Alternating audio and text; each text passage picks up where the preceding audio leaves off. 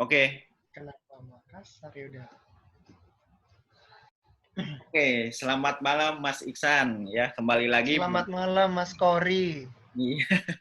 kembali lagi bersama kita berdua, saya Kori dan Iksan Saya Iksan. dari Republik Investor. Nah, pada kesempatan kali ini kita coba akan ngobrol-ngobrol masalah terkait dengan perbankan yang lagi rame ini akhir-akhir ini ya.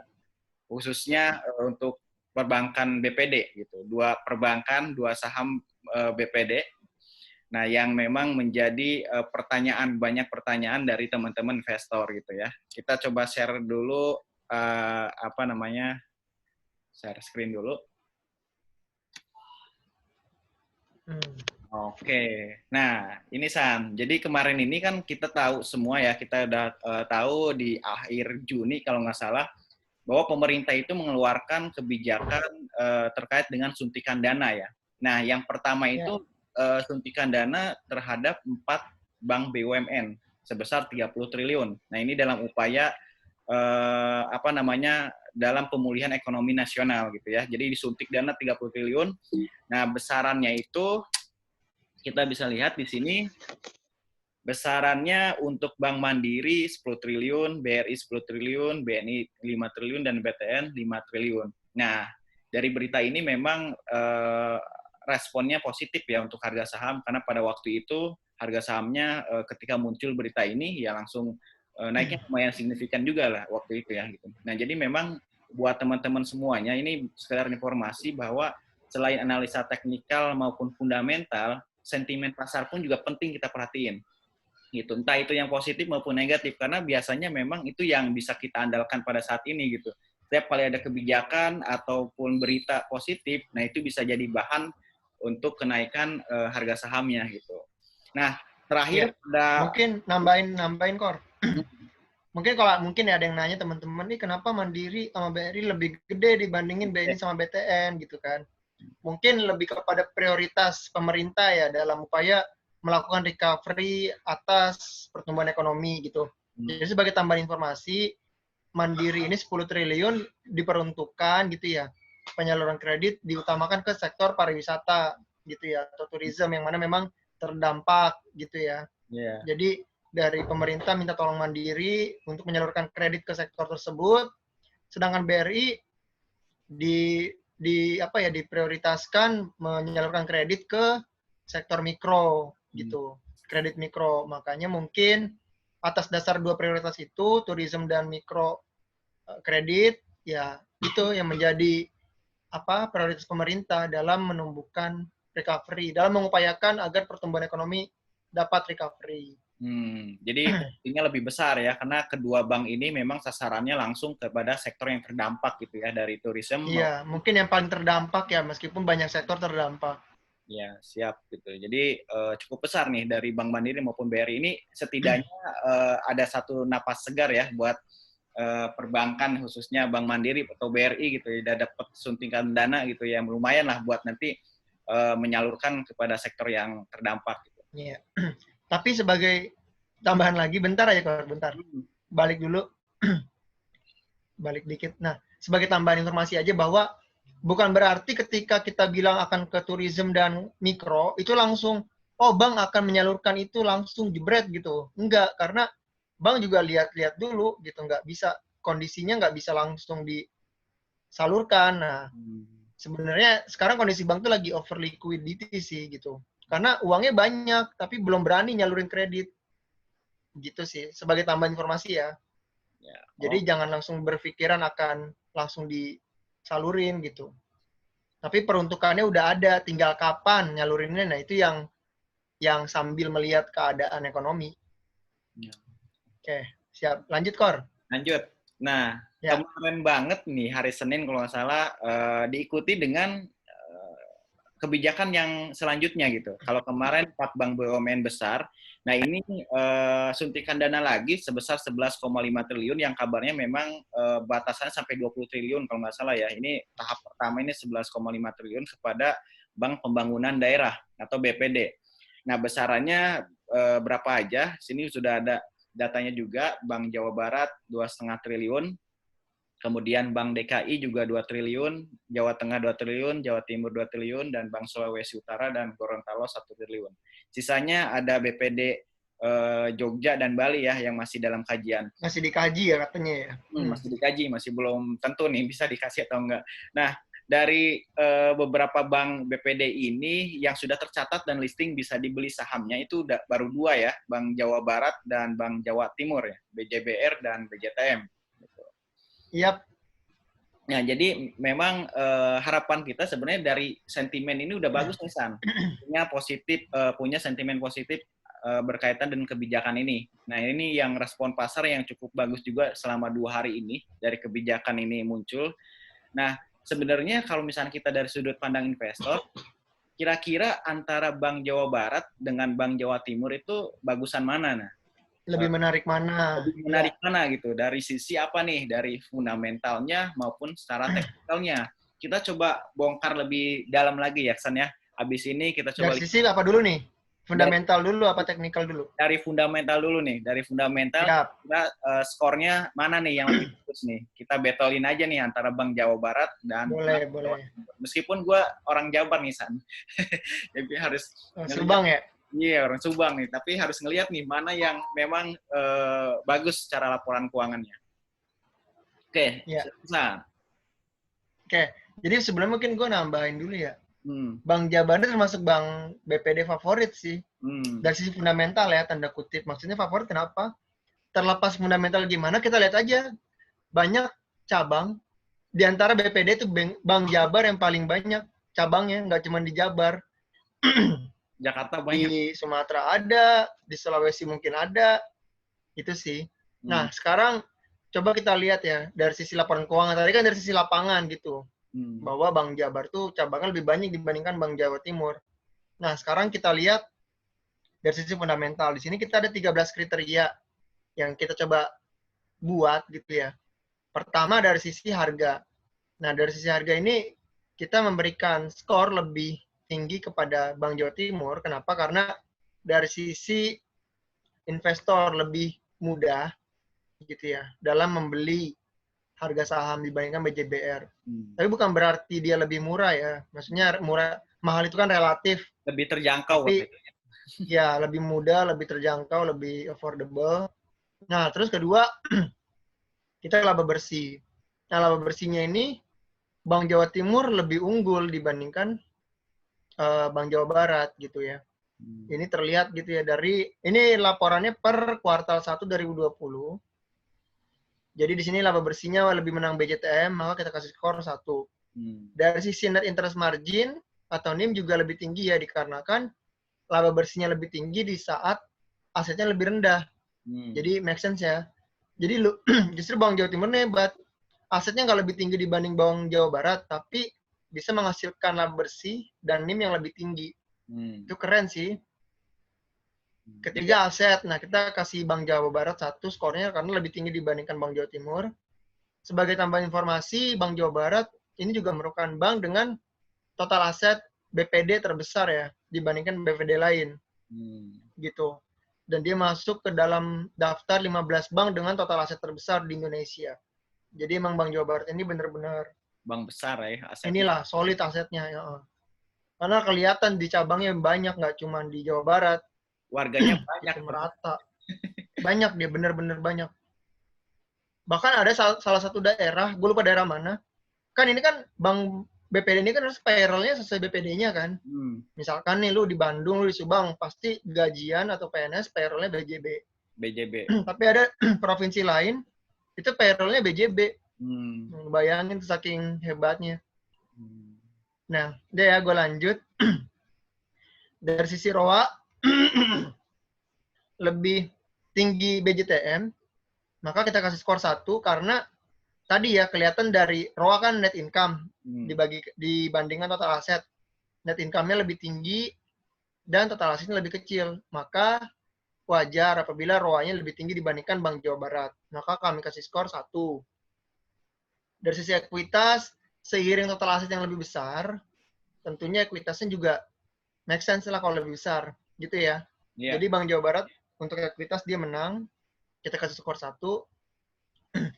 Dari sisi ROE tadi ya, net income-nya juga lebih tinggi, terus equity-nya lebih rendah. Karena rumus ROE net income dibagi dengan total equity, maka skor ROE untuk BJTM kita kasih skor 1.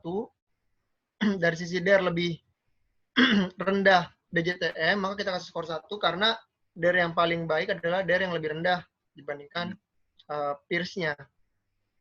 Dari sisi NPL, di sini net. Maksudnya net itu apa? Jadi benar-benar kredit macet yang sudah masuk tahap yang tidak bisa lagi recovery, atau bahasanya itu tier 5. Ada tier 1 sampai tier 5, dari sangat lancar sampai macet.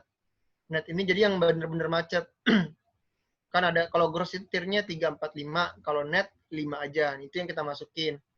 Di sini BJTM lebih tinggi NPL-nya, maka BJB ini kita kasih skor 1 gitu.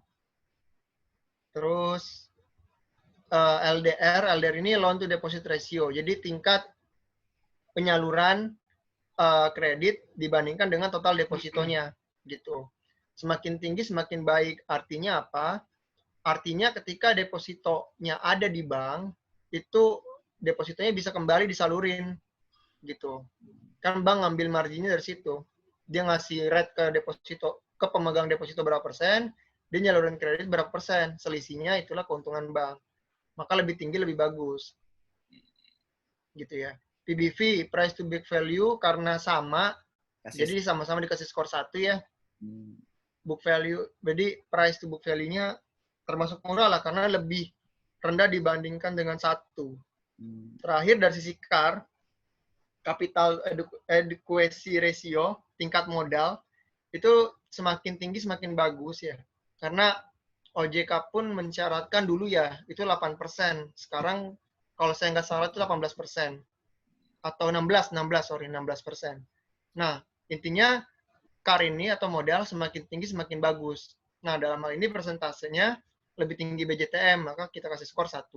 Secara total, fundamentally speaking, gitu ya, dari sisi fundamental BJTM lebih unggul.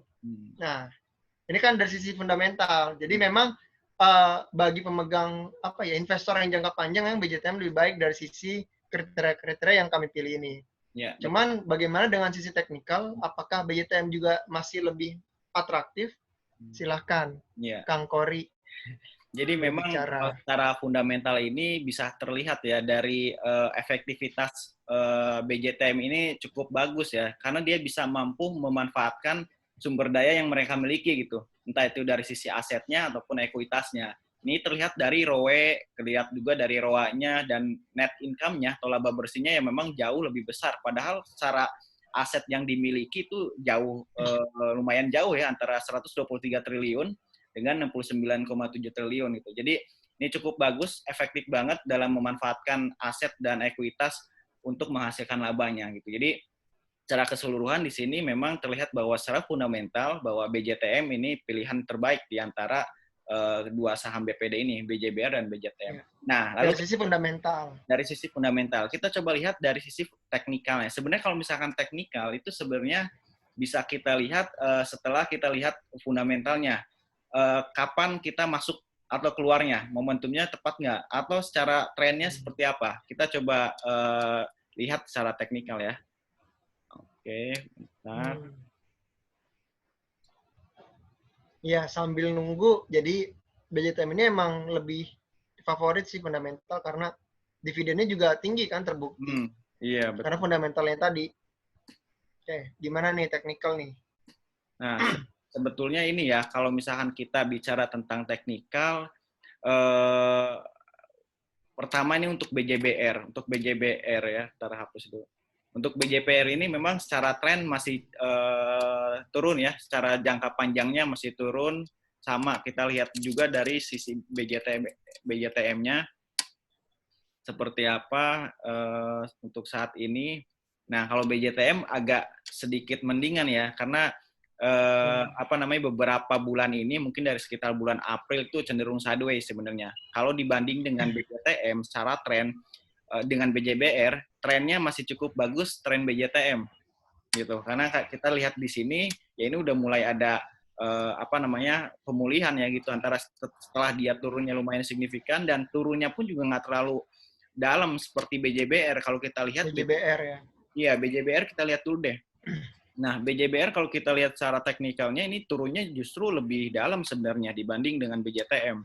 Iya. Penurunan, ibaratnya penurunannya belum recovery 100% Korea. betul, jadi masih cukup jauh ya untuk balik ke harga sebelum dia jatuh ya. Sebenarnya dia udah mulai jatuh itu dari Januari 2019. Artinya sebelum ada masa pandemi ini ya dia udah mulai ada penurunan gitu. Ditambah lagi dengan adanya kasus corona ini atau COVID gitu. Jadi ini tambah-tambah gitu penurunannya. Jadi secara teknikal jangka panjangnya ya masih tergolong cukup bagus BJTM kalau dari secara jangka panjang. Tapi kalau misalnya kita lihat ya dalam jangka waktu yang lebih singkat gitu ya, tren yang lebih lebih pendeknya ini lumayan ada kenaikan nih dari bulan sekitar Mei sampai sekarang ya. Mei itu kalau nggak salah ya di sekitar 670-an. Titik terendahnya 670-an dan kemarin hari ini sampai mencapai 1040 kalau nggak salah ya 1040 hari ini. Nah sebenarnya kalau secara teknikal, nah ini udah lumayan udah mencapai titik terdekatnya karena level psikologis dari Bank Jabar ini di level 1000 San. Karena dari beberapa waktu ini ya belum sempat belum mampu tercapai di level 1000 gitu. Jadi level target resisten ya. Resisten terdekatnya sudah tercapai sebenarnya di angka 1000 gitu untuk saham BJBR. Nah, RSI pun juga kita lihat di sini udah mulai jenuh juga, udah masuk ke area over juga di 64% gitu. Jadi kalaupun besok-besok ada penurunan ya ini udah cukup beralasan gitu karena target terdekat sudah tercapai, kemudian RSI-nya pun juga sudah lumayan over gitu dari sisi BJBR gitu ya. Trennya pun juga masih tren turun secara jangka panjang. Jadi kalau untuk BJBR ya kita coba lihat BJTM dulu ya, gimana. Nah, BJTM selain harganya memang masih cukup terjangkau gitu. Nah, dibanding dengan BJBR, penurunannya ini nggak terlalu dalam nih. Itu dibanding dari BJBR. Karena dia penurunannya ya diawali dari ya paling parahnya itu pas ada pandemi ini gitu. Jadi bukan sebelum-sebelumnya juga udah turun dalam gitu. Ya memang sudah ada penurunan, tetapi penurunan terdalamnya itu ya ketika ada pandemi ini. Nah, terlihat dari chartnya di sekitar Maret ya. Sekitar Maret dia udah turunnya lumayan signifikan sampai titik terendah itu di 380-an lah. Nah, ini rendah banget dan hari ini tadi ada kenaikan sampai 650 tadi San. Jadi 2 hari ini memang pas ada berita tersebut udah naiknya lumayan signifikan gitu dari saham Bank BJTM. Nah tapi memang secara teknikal sudah mulai ini juga ya mencapai titik resistennya. Udah masuk juga titik resistennya di 650 sudah tercapai juga hari ini. Kemudian memang tadi kan kenaikannya pas pagi-pagi aja tuh. Pagi-pagi naik 10%. Habis itu pas closing langsung minus gitu, sama dengan BJBR. Jadi memang ini investor itu memanfaatkan banget sentimen yang ada saat ini gitu. Jadi tidak lagi melihat dari sisi teknikal ataupun fundamental, tapi ketika ada sentimen ini ya mereka langsung merespon positif. Jadi kalau misalnya secara teknikal sebenarnya dari sisi Bank BJBR ataupun BJTM, kalau secara teknikal sih lebih baik dari Bank Jawa Timur gitu. Karena pertama tadi penurunannya tidak sedalam penurunan dari BJBR. Kemudian secara trennya pun juga ini udah cukup ada pembalikan dan balik ke harga awal, balik ke harga normal itu tidak sejauh dari BJBR. BJBR kan tadi lumayan jauh ya dari sisi penurunannya gitu. Nah, jadi kalau secara teknikal pun juga bisa terlihat bahwa BJTM sebenarnya lebih worth it kalau misalnya kita beli untuk saat ini gitu. Iya. Oh, jadi ini per hari ini ya 28 Juli Korea chart terakhir ya. Per hari ini banyak ya. Tapi kan Kor ini apa ya? Dari sisi kadang gue bingung ya kalau teknikal itu kan maksudnya sebenarnya memang lebih bagus nih ceritanya kalau kita bicara tren ya. Lebih volatilitasnya nggak terlalu tinggi lah, lebih rendah. Tapi kan ketika teknikal kan bicara volatilitas juga ya, artinya memang mencari yang fluktuasi karena dia nyari momentum. Apa gimana, Kor? Jadi maksud gue pengen, bener nggak sih kalau gue berpikiran volatilitas BJBR itu lebih tinggi gitu. Karena nggak sestabil BJTM gitu sih.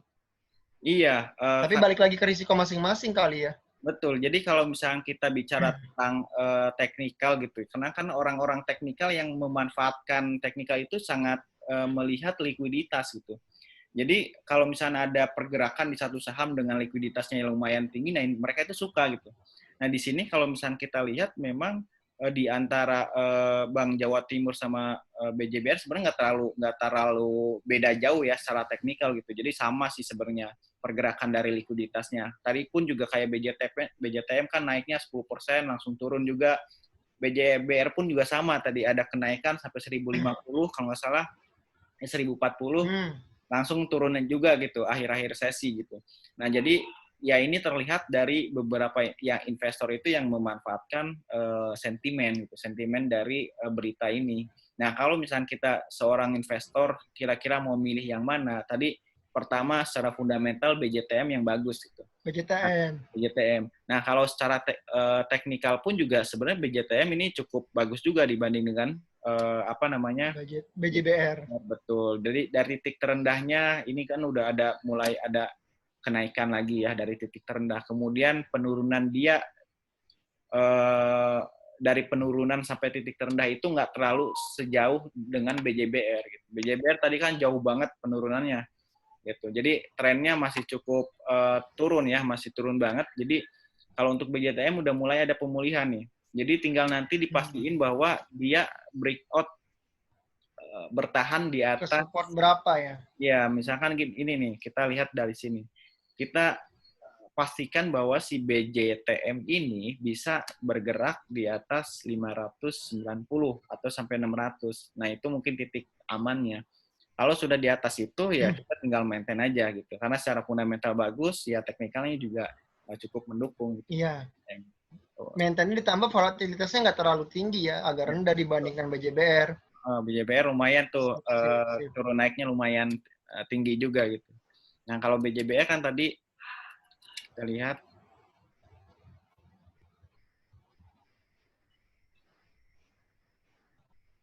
agak lama.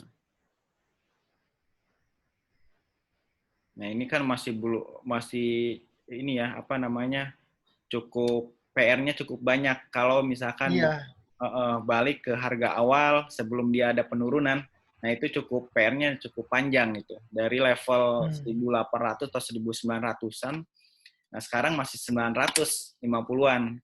Jadi masih cukup panjang perjalanan dia gitu dibanding dengan BJTM. Secara teknikal pun juga nunjukin bahwa BJTM sebenarnya jauh lebih bagus dibanding dengan BJBR gitu. Dan ini ada satu lagi sih, dia agak keganggu ya dengan adanya BEX. Biasanya kan BEX udah ngintilin mulu nih, dia pengen gabung gitu. Jadi mungkin kedepannya akan ada masalah dengan itu gitu. Jadi Bang Jabar yang Bar Banten ini BEX ini ya memang pengen gabungin lagi gitu dengan Bang Jabar. Nah, kalau menurut tuh gimana Santo terkait dengan BEX? Oke, Iksan terputus kayaknya ya.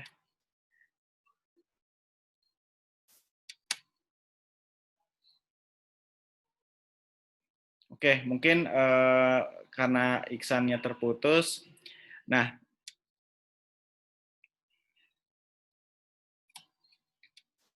oke, kita ini dulu. Oke, paling mungkin gitu ya teman-teman. Jadi di antara kedua saham ini, saham Bank BPD yang lagi rame sekarang karena ada sentimen dari pembagian suntikan dana dari pemerintah antara BJBR dan BJTM ini yang lebih baik secara fundamental BJTM dengan skornya 8 tadi, dan secara teknikal pun juga terlihat bahwa BJTM itu cenderung lebih bagus dibanding dengan BJBR ya dari sudut pandang teknikal, dari secara trennya ataupun dari peluang naik untuk saham BJTM sendiri gitu. Jadi buat teman-teman silakan diperhatikan dan disesuaikan mana yang lebih cocok buat teman-teman. Kalau kita lihat secara datanya antara fundamental dan teknikal, ya kita bisa lihat bahwa BJTM menjadi satu pilihan di antara dua bank BPD yang sudah listing ya, BJBR dan BJTM.